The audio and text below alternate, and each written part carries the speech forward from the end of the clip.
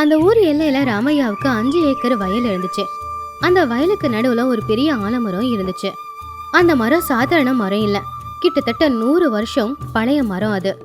அந்த மரத்தோட நிழல்ல நிக்காத ஆட்களே அந்த ஊர்ல யாருமே இருக்க மாட்டாங்க.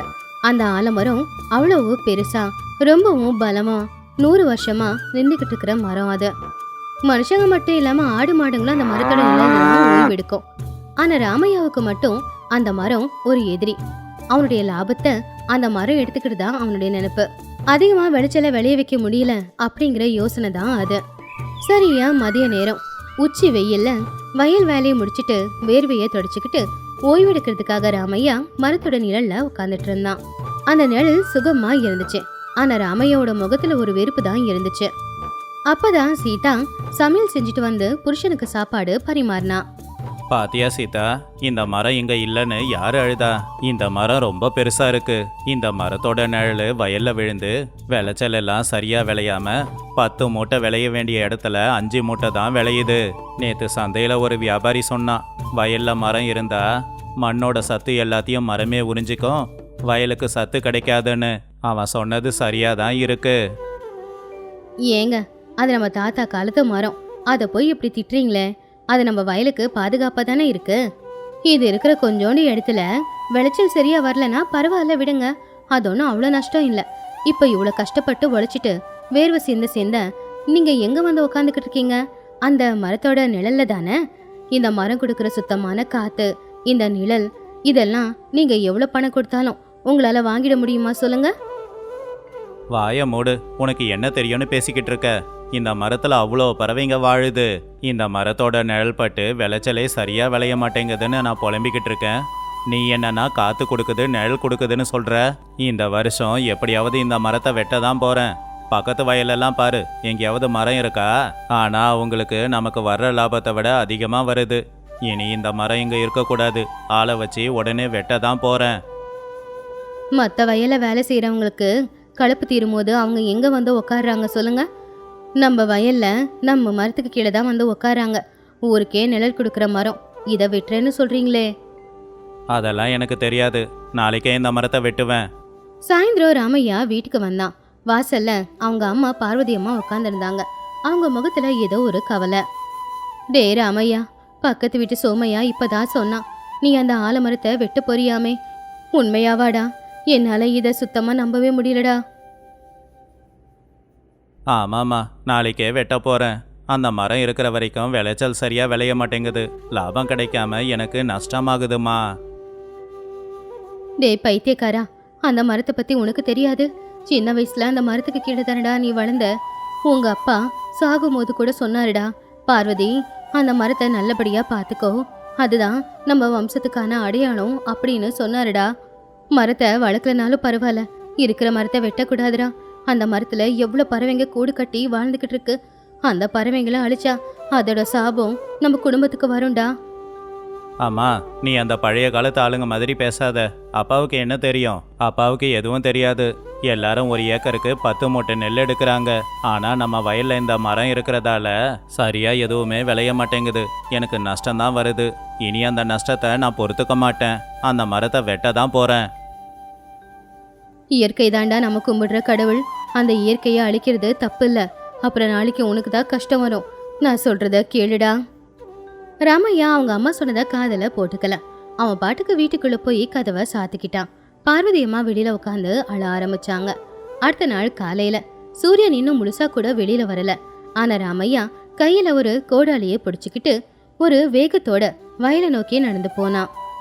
அப்போ லக்ஷ்மி வயல்ல களிச்செடியை பிடுங்கிக்கிட்டு இருந்தா. ராமையா வேகமா கோடாலி எடுத்துட்டு வரத பார்த்து அவ அங்க வந்தா. ஐயா, என்னையா இது, கோடாலியை பிடிச்சுக்கிட்டு வரீங்க? மரத்தை வெட்ட போறீங்களா? ஐயா, உங்க காலில் வேணாலும் விழுந்து கெஞ்சி கேட்குறேங்க ஐயா. நாங்க மதியம் சாப்பிடும்போது இந்த மரத்தோட நிழல தான் உட்காந்து சாப்பிடுவோம் ஐயா. எங்க குழந்தைங்களையும் இங்க தான் தொட்டில் கட்டி போட்டு விடுறோம். இப்ப நீங்க இந்த மரத்தை வெட்டிட்டா நாங்க என்னங்கய்யா பண்றது? லக்ஷ்மி, நீ என் வயல்ல கூலி வேலை செய்யற பொண்ணு, எனக்கு அறிவுரை சொல்லலாம் வராத.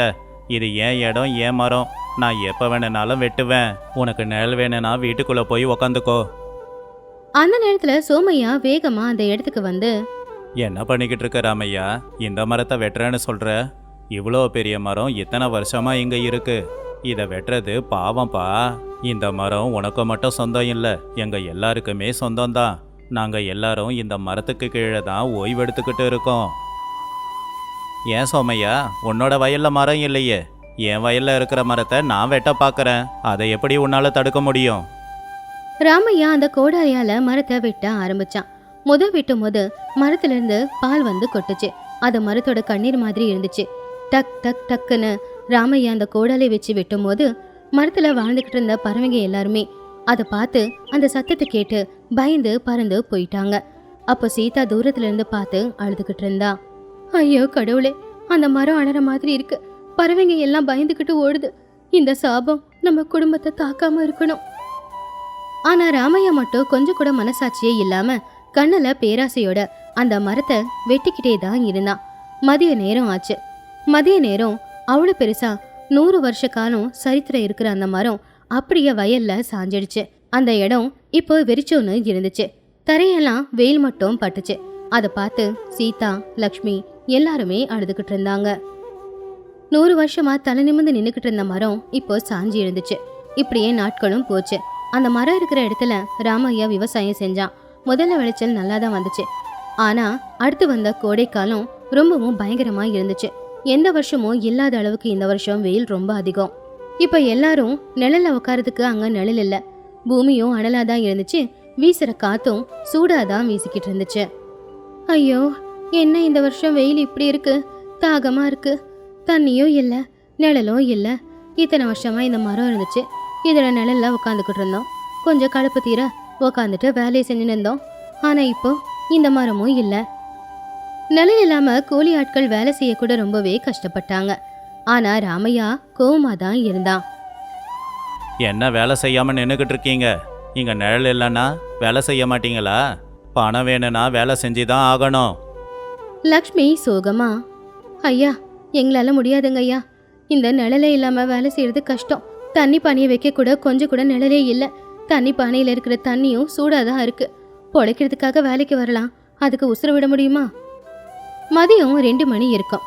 பயங்கரமா வெயில் அடிச்சுக்கிட்டு இருந்துச்சு. ராமையாவால அந்த வெயில் தாங்க முடியல. தரையில கால் வைக்க முடியல. ஏன்னா கால் சுட்டுக்கிட்டு இருந்துச்சு. காத்தும் அனலாதான் வீசிக்கிட்டு இருந்துச்சு. குடிக்கிறதுக்கு பானை தண்ணியை எடுத்து பார்த்தா அந்த பானை தண்ணியும் சூடா கொதிச்சுக்கிட்டு இருந்துச்சு. எங்கேயாவது உக்காரலானா எங்கேயுமே நிழல் இல்ல. ராமையாவுக்கு தலை வெடிக்கிற மாதிரி பயங்கரமான தலைவலி.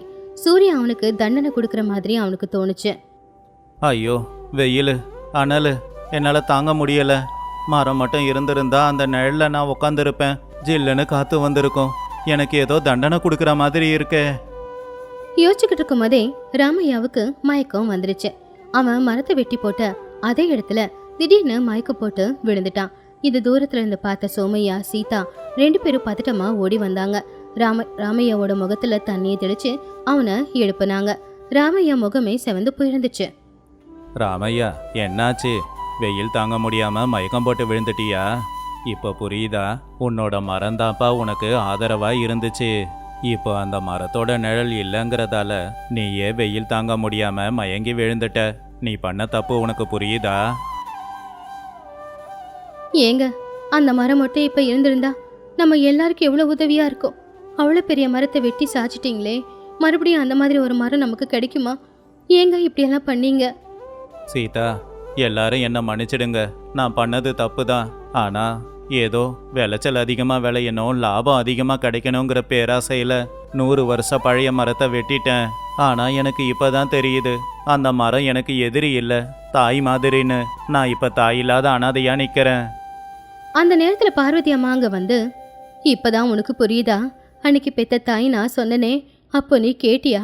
கேட்கலல, அதுக்கான தண்டனையை தாண்டா இப்போ நீ அனுபவிச்சுக்கிட்டு இருக்க. ஐயா, உங்களுக்கு மட்டும் இல்லை, அந்த மரம் எங்களுக்கும் அம்மா மாதிரி தான். அதோட நிழல தான் இத்தனை நாள் இருந்தோம். இப்போ அம்மா இல்லாம நாங்களும் அனாதையா தான் இருக்கோம். எல்லாரும் என்ன மன்னிச்சிடுங்க. நான் பண்ண தப்ப நான் உணர்ந்துட்டேன். இந்த மரத்தை என்னால் மறுபடியும் உயிரோடு கொண்டு வர முடியாது. ஆனால் அதுக்கு பதிலாக நான் வேற பிராயச்சித்தம் பண்ணுறேன். என் வயலில் நிறைய மரங்களை வளர்க்க போகிறேன்.